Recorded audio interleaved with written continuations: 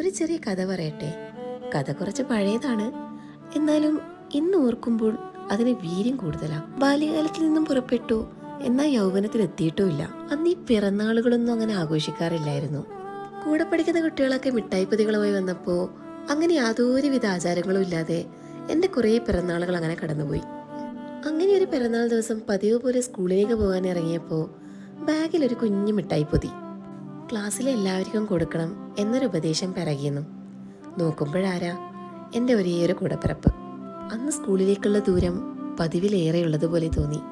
മനുഷ്യൻ സന്തോഷിക്കുമ്പോഴും കണ്ണുനീര് വരുമെന്ന് മനസ്സിലാക്കി തന്ന ആ ദിവസത്തിന് പകരം വയ്ക്കാൻ നാളിതുവരെ എനിക്ക് സാധിച്ചിട്ടില്ല.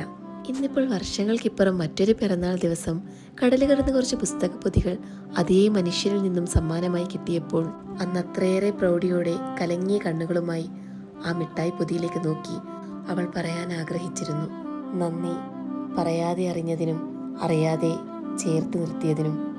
ഈ പുസ്തകത്താളുകൾക്കിടയിൽ അക്ഷരങ്ങളോടൊപ്പം ആ മനുഷ്യനോടുള്ള എൻ്റെ ഓർമ്മകളും കരുതി വയ്ക്കപ്പെടും. പിന്നീട് എടുത്തു നോക്കുമ്പോൾ തനിച്ചല്ല എന്നോർക്കാൻ പാകത്തിനെങ്കിലും